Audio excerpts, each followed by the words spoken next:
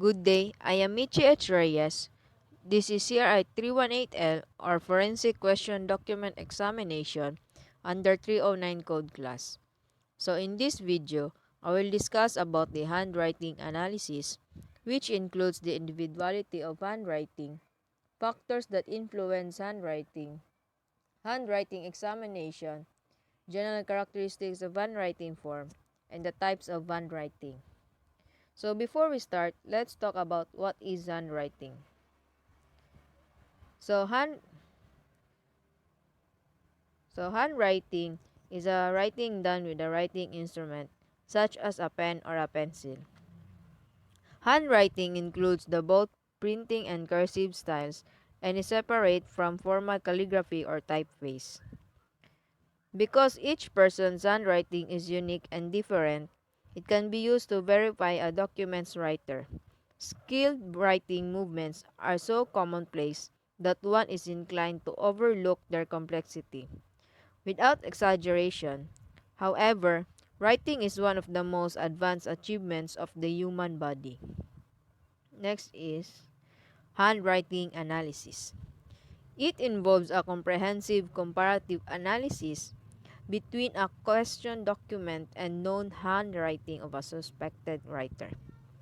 Specific habits, characteristics, and individualities of both question document and the known specimen are examined for similarities and differences. The science of handwriting analysis was developed based on the notion that no two people can produce the same handwriting. Individuality of handwriting. No two persons write exactly alike. Individual cannot duplicate his own writing. Lack of machine-like precision in the human hand. Every writing characteristics has its own value of interpretation. Because handwriting is a free form activity and there are infinite number of ways to write even the simplest letter combination. It is highly unlikely the same way twice in an entire lifetime. Question documents examiner will have to identify the different handwriting characteristics found in the standard writing. Next is the external factors such as the writing instrument and the writing position. Influence of physical and mental condition such as fatigue and intoxication. Next is the factors that influence handwriting. First is the mechanical factors, such as the writing instrument, the quality of the paper, the writing surface, the position of the writer when writing, like standing, sitting, or trying to write under adverse conditions, poor lighting, and other unsatisfactory conditions. Next is the time span. The child's handwriting changes dramatically upon reaching adolescence. Adults continue gradually change their handwriting over course of his life. The, the elder's handwriting skill may decline due to impaired coordination and loss of muscle control. Health, such as illness and injuries, medication, substance abuse, physical handicaps, severe stress, and long-term debilitating illness. Blindness. Poor eyesight can interfere with one's handwriting ability. Mental health also influence handwriting, because writing of mentally ill people may deteriorate into illegibility. Mental depression affects the handwriting but does not diminish or destroy the habitual characteristics. Next is the drugs and medication. It influences the handwriting because undesirable side effects can distort handwriting. Alcohol and drug abuse. Alcohol reduces inhibition, causing larger, more rapid, and slurred handwriting. Alcoholism causes uncontrolled muscular movement, jerking, and tremor. Drug abuse can alter handwriting. Accidental strokes.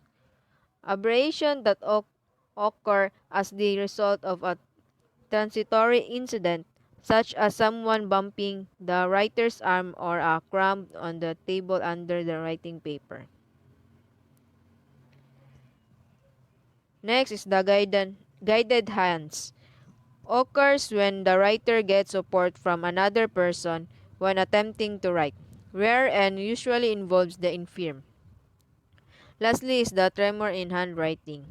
Involuntarily, rhythmic and recurrent movement of the pen from side to side, instant changes from the desired direction of the pen lines, attributed to nervous impulses affecting the muscles, indicating loss of control of the pen.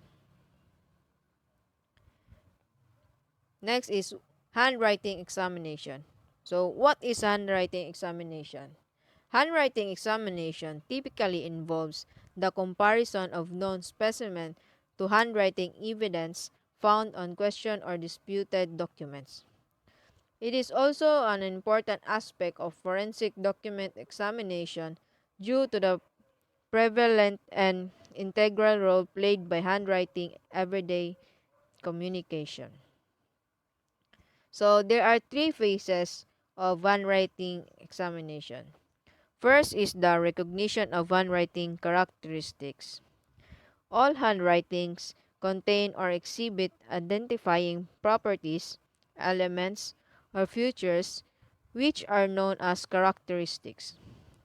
Recognition or analysis of characteristics, properties, or characteristics are observed or measured and determined. Second one is the comparison of handwriting characteristics. Complete comparison of all characteristics, properties, or characteristics of the unknown determined through analysis are now compared with the familiar or recorded properties of known items. Lastly is the evaluation of handwriting characteristics.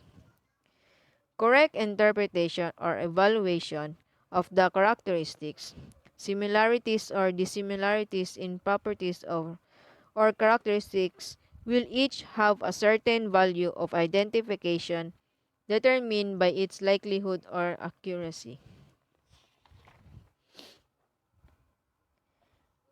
Next are the general characteristics of handwriting form. So we have the line quality, word or letter spacing, size consistency, pen lips, connecting strokes and letters, letters complete, cursive and printed letters, pen pressure, and slant. First is we have the line quality. Line quality is the thickness, strength, and flow of the letters. Some factors are if the letters are flowing, shaky, or very thick. Just like what you see in the picture above. Next is the word and letter spacing. The space between words, however, signifies something different. Handwriting and graphology explain that wide spaces between words could mean you are emotionally distant, and words placed close together could mean you have a chaotic inner life or need for closeness. The next one is the size consistency. Consistency in size and slant must come with consistency in spacing. The size of someone's handwriting can determine the type of personality they have. People with small handwriting tend to be shy, studious, and meticulous, whereas outgoing people who love attention will have a larger handwriting.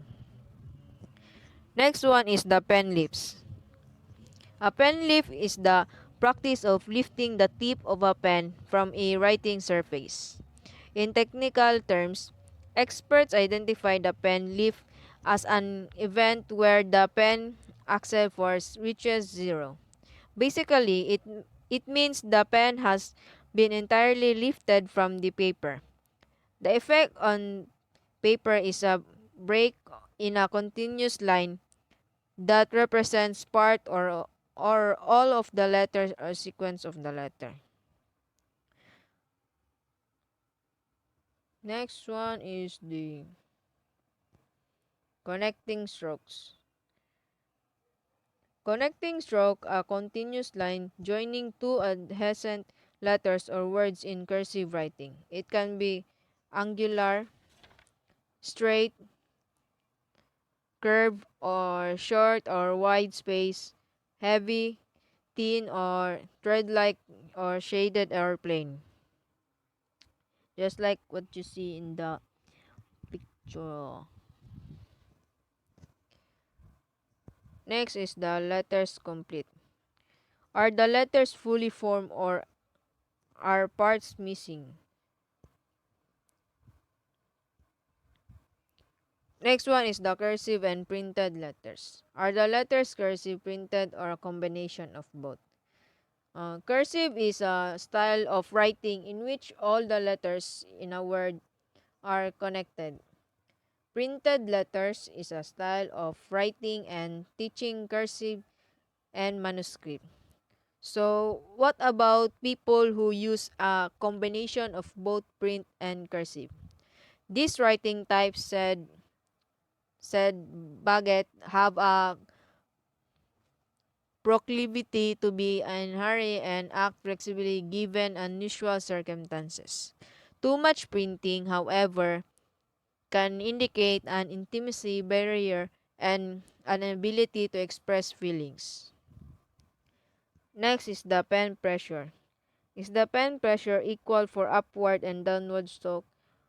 When is the pressure applied?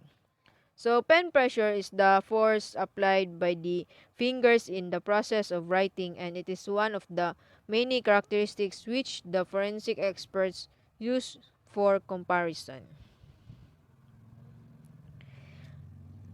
Last one is the slant. Do the letters slant to the left or to the right? Or does this vary? So slant is the predominant angle of the downward stroke in Western handwriting. So next, we have the types of handwriting. We have the cursive writing, disguised writing, guided writing, hand lettering, natural writing. First, we have the cursive writing. Lettering wherein most of the letter are for the most part are joined together. Next one is the disguised writing. Writing specimen that is executed deliberately with an attempt to alter the usual writing habits in the attempt to conceal the identity of someone that executed the writing. So we have the kinds of disguise. First one is the change of slant from right to left or vice versa. Next one is the change of capital letter either from form cursive to block style or vice versa. Third one is the change from cursive or conventional style to block or vice versa. Fourth one is the change of style from big to small or vice versa. The fifth one is the deteriorating one's handwriting. And the last one is the using the word hand or ambidextrous. Next, we have the guided writing, also known as assisted writing. It is executed while the writer's hand was steadied in a way, most commonly written during a serious illness or even for the beginners. We have the handwriting or script style. Specimen of writing characterized by disconnected strokes. And The last one are natural writing. Specimen that written or executed normally without the attempt of controlling or alter its identifying habits. So that's all. Thank you.